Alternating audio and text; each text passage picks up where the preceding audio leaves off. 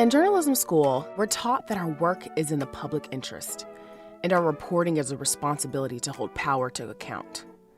While the instruments of our profession have evolved, from the printing press to radio and television to wide open internet, and even social media platforms as message delivery systems, what has not changed is the utility of reporting, to provide a voice to those who history will attempt to forget. I have the fun job of thinking about and writing about the future, the technologies that will drive it, and the genius behind the work. My job is easy compared to those of my colleagues who report from war zones and the front lines of battle while attempting to tell the truth. It's those brave reporters getting information to the world who move hope forward. I'm Sherrell Dorsey, and this is TED Tech. This next talk from historian Sierra Becerra helps us dive into the power and importance of technology when lives are on the line. She'll share the surprising method for how a covert, guerrilla-style radio station might power a revolution by hiding in plain sight.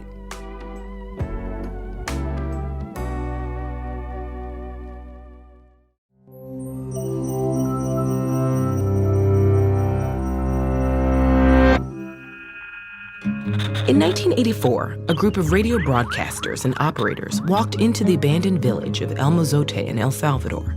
Fireflies illuminated the remnants of a massacre that had taken place 3 years earlier. Led by Colonel Domingo Monterosa, government soldiers had tortured, raped, and murdered 978 people, including 553 children. The youngest victim, Concepcion Sanchez, was just 3 days old. Both the U.S. and Salvadoran governments denied the massacre had taken place, and the slaughter left few people alive to tell their story. But with the help of Radio Venceremos, one of those survivors, Rufina Amaya, shared her testimony, exposing both Monterosa and the government's funding his crimes. This massacre was one in a long line of atrocities committed against El Salvador's farmers. Since the 1800s, a handful of oligarchs had controlled nearly all the country's land, forcing laborers to work for almost nothing. In 1932, indigenous farm workers led an insurrection, but the dictatorial government responded by committing genocide against these communities. From then on, one military dictatorship after another ruled the country in concert with wealthy landowners. Their power only grew in the 1960s when the United States began supplying the regime with military aid. The U.S. wanted to stop the spread of reformist and revolutionary movements, which they saw as threats to capitalism. So they spent huge sums of money training Salvadoran soldiers and death squads, fascist military units versed in brutal counterinsurgency methods. Throughout the 1970s, these forces slaughtered farmers who organized to demand basic rights, such as living wages, food, and clean water. Finally, in 1980, farmers and urban workers formed the Farabundo Martí National Liberation Front. This coalition of guerrilla groups fought to overthrow the dictatorship and build a socialist society that met the needs of laborers. These revolutionaries were attacked from every direction. Colonel Monterosa led a special battalion intent on destroying the FMLN, using tactics he'd learned at an American military school. State forces terrorized farmers to stop them from joining or aiding the guerrillas.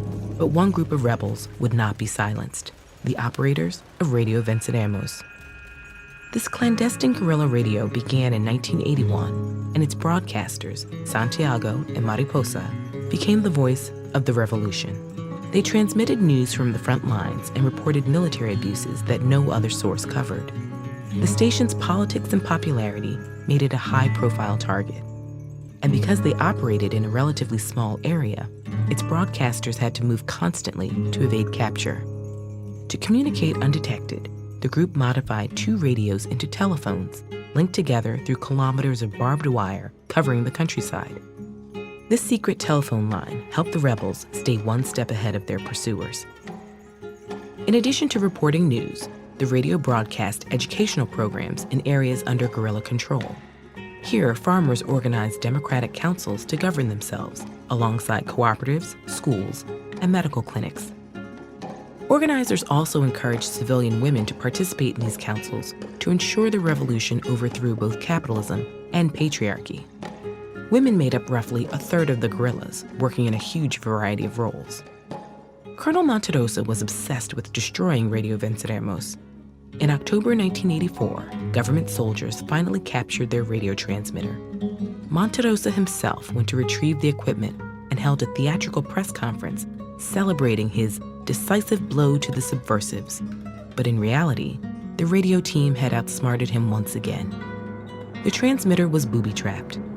Once Monterosa's helicopter left the press conference, radio members detonated the device over El Mozote, killing the colonel near the village he had massacred. Monterosa's death was one victory in a much larger conflict.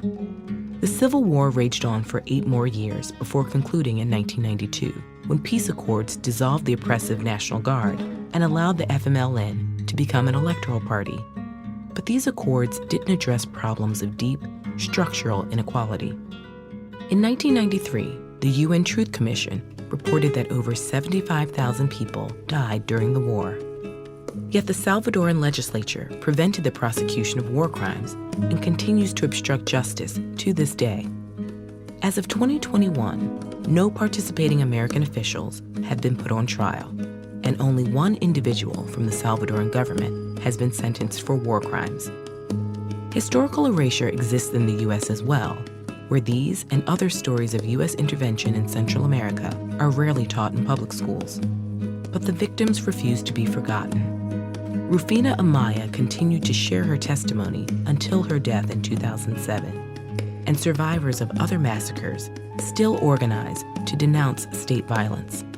They map old massacre sites, exhume and bury loved ones, and build sanctuaries and museums, all in the hope of pollinating a more just future.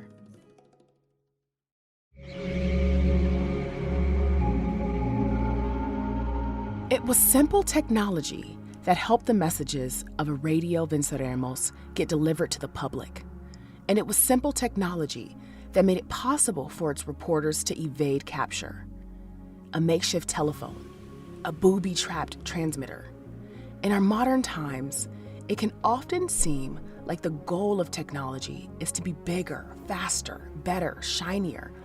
But the example of Radio Venceremos shows that technology doesn't have to be complicated to revolutionize. Sometimes it is the simple, useful innovations that are the most needed in a given moment. Across history, many of the best examples of useful tech come from resourceful rebels like the ones behind Radio Venceremos. And luckily, we do still see this play out in modern tech tools. For example, the makeshift internet and Ethernet connections young Cubans set up illegally in the early 2010s that allow them to access information, chat, play games, and resist a regime that limits access to information and connection to outsiders. Or the simple iPhone and selfie stick that freelance reporter Terrell J. Starr used to quickly cover the early days of the Ukraine war without any security or protection. The story of Radio Venceremos is a powerful reminder that creativity and purpose can transform just about anything into an instrument of world building and pushing up against power.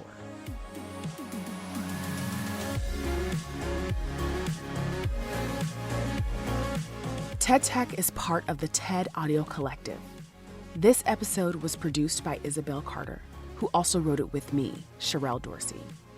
Our editor is Sammy Case, and the show is fact-checked by Matthias Salas. Special thanks to Farah DeGrunge for her support as a project manager. I'm Sherrell Dorsey. Let's keep digging into the future. Join me next week for more.